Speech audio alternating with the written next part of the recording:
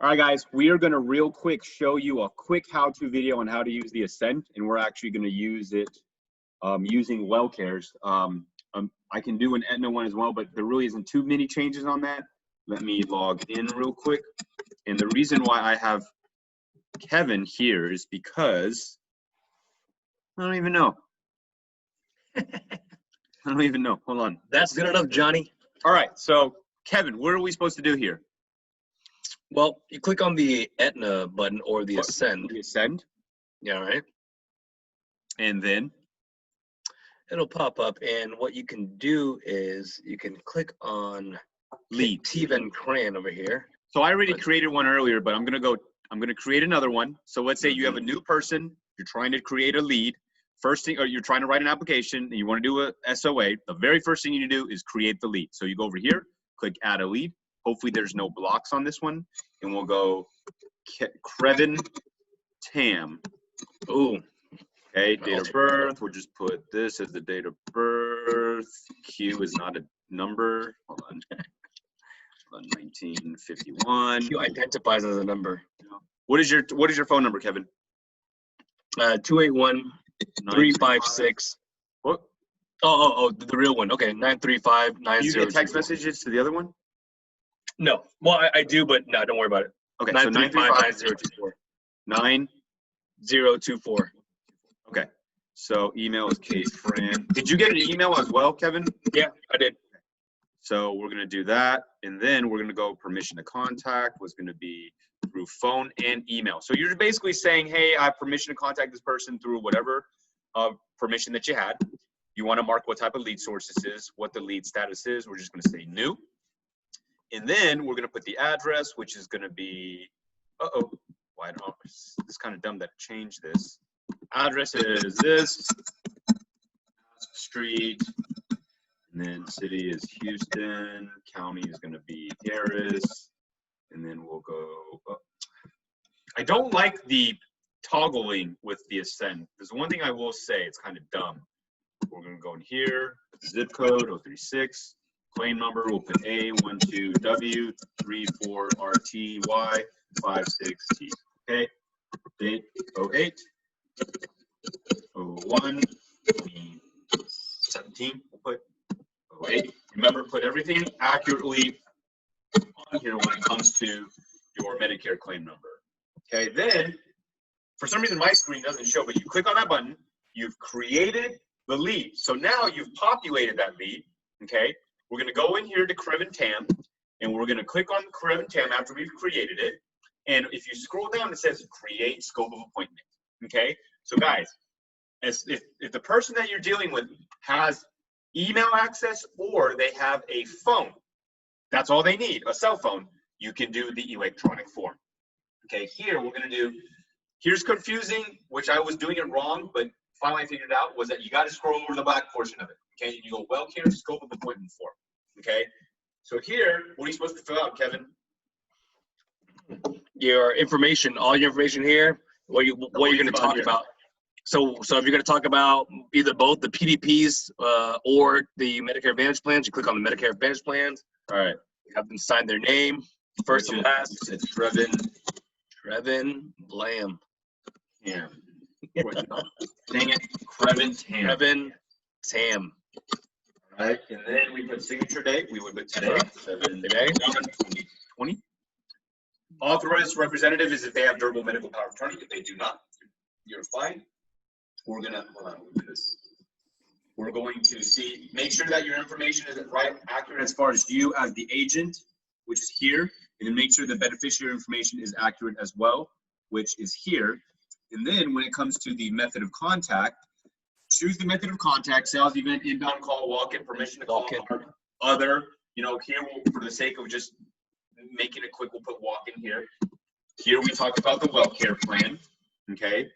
And then we did agent signature, which is going to be Andrew Che, and then date of appointment 07/21/2020.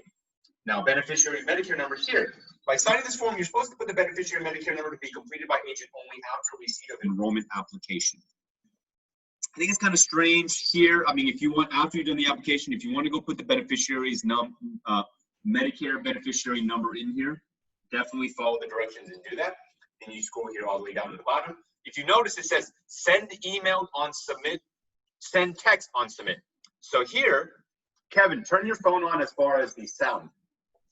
Sound on? As soon as I click submit, if you get a text message, do you get a sound? Okay, so as soon as I click submit, because I did send text on submit, send email on submit, I click submit.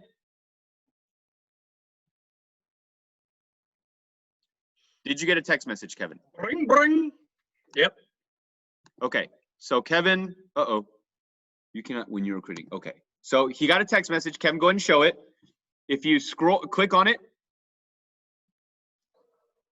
and then what it's going to do is it's going to show you, kind of move it a little bit. Yeah, show it again. If you scroll down,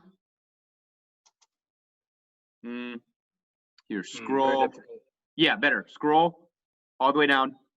Scroll all the way down to where it says yes or no. Okay, guys, I know you can't really see very well, but if you notice at the very bottom, it'll say yes or no.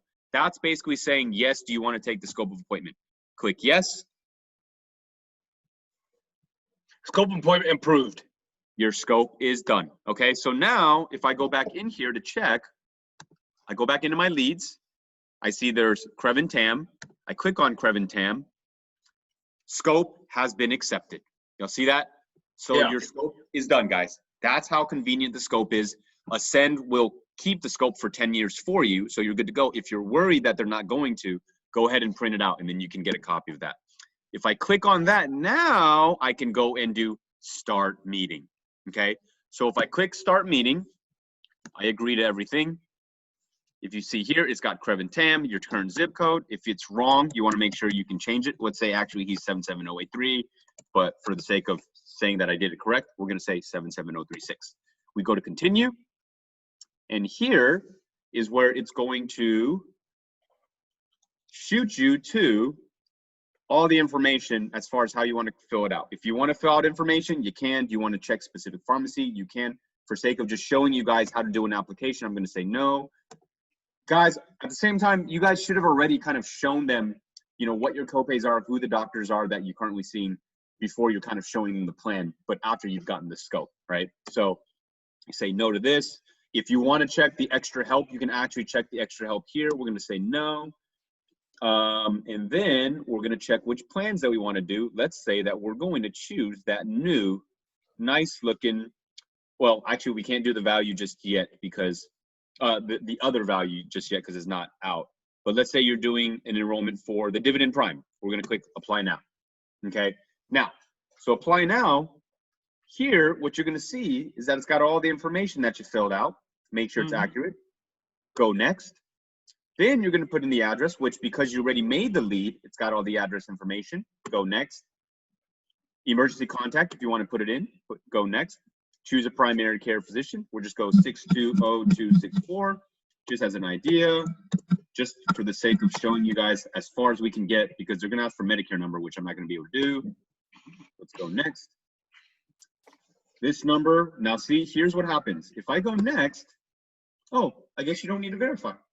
So then you're going to click on, well, what type of special situation do I have? It's only giving us 3, falls under a special enrollment period. We're going to say I recently moved, for instance, just to show you how we can go forward. We'll just say 07/01/20. And then if I go next, you can answer these questions. Guys, this is just basically filling out the application, right? And I'm just going through this part to show you how to get to. Now, it looks like to enter a 12-digit PCP ID. So it looks like something didn't populate correctly. But what's going to happen is we just keep on going next, next, next. I'm not quite sure. Okay, so we finished everything, guys. But what's going on is, because I have wrong information, they're making you go back to check everything. Obviously, the PCP ID is not right, but really the Medicare number is not correct. But let's say everything was right. It'll get you to the end. If you're with the client, you can just say apply. But if you're not with the client, then you can click send for signature once everything is done. And it'll ask you, how do you want to send that? You can send it through the text. You can send it through the email. Once they click done, you will get an email that says you guys finished. That is how you do in a send application. The Aetna one is just as easy. Thank you.